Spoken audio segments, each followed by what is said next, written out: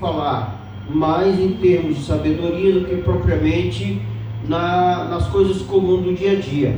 Então, principalmente diante de problemas insolúveis, que era exatamente a situação em que Jó se encontrava.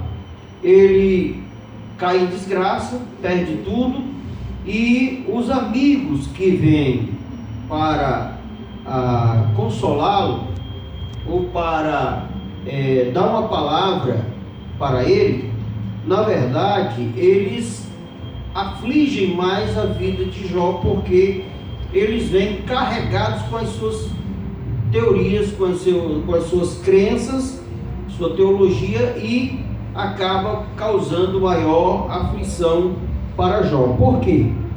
Porque todo o cenário que nós vemos no livro de Jó acontece, como diz Salomão, debaixo do sol. Só que a realidade do momento está acima do sol, que é na presença de Deus. Todo o desenrolado do livro se faz sem esclarecimento do que acontece, do que motivou o livro, a história, certo? Então, Jó começa sem resposta e termina sem resposta.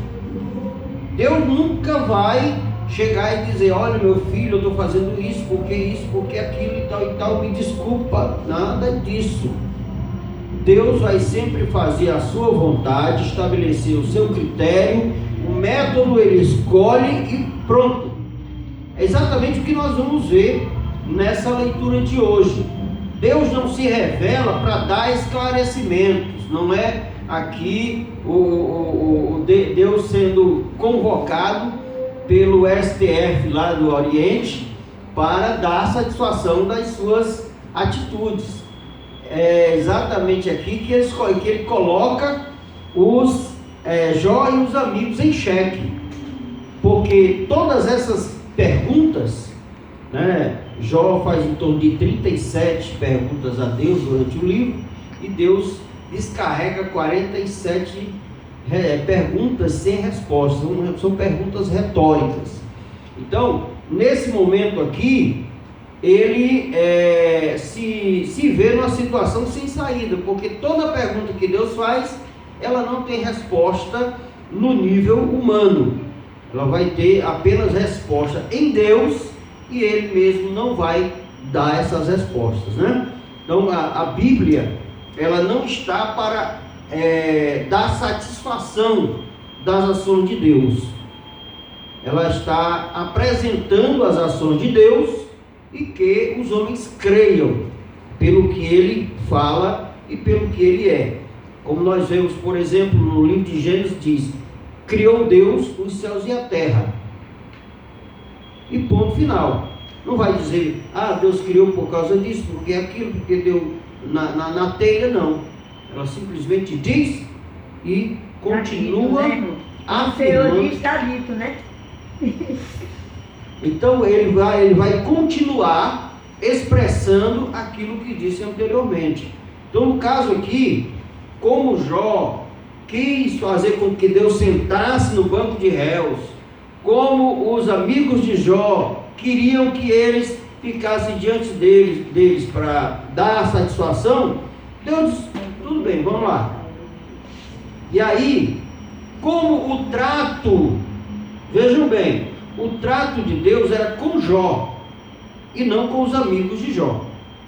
Por isso que Deus fala com Jó e não com os amigos. O trato com os amigos vai ser secundário. Deus vai falar outras coisas, talvez na próxima lição a gente vai ver isso. Mas agora mesmo Deus trata com Jó.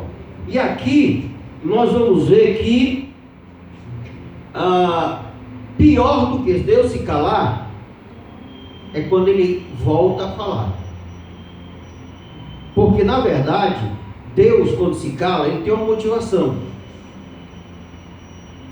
Porém, quando ele vem a falar, ele não vem para trazer esclarecimento, ele vem trazer o homem ao arrependimento.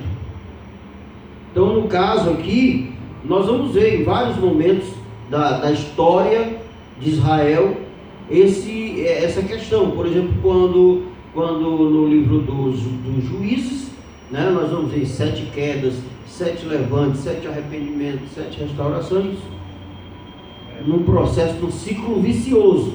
Nós vamos ver quando Deus calou completamente depois dos profetas, calou e não deu mais satisfação de nada. Quem tinha fé tinha que defender essa fé pelos seus próprios esforços, como no caso dos Macabeus e etc. Então, quando voltou a falar através de João Batista. Então, na pessoa de João Batista, ele não veio dizendo, oh, meus filhinhos e tal, não, raça de víbora. Né? Então, a mensagem era de arrependimento. Então, aqui nós vamos ver Deus vindo a falar. Agora, ele não vem para dar satisfação.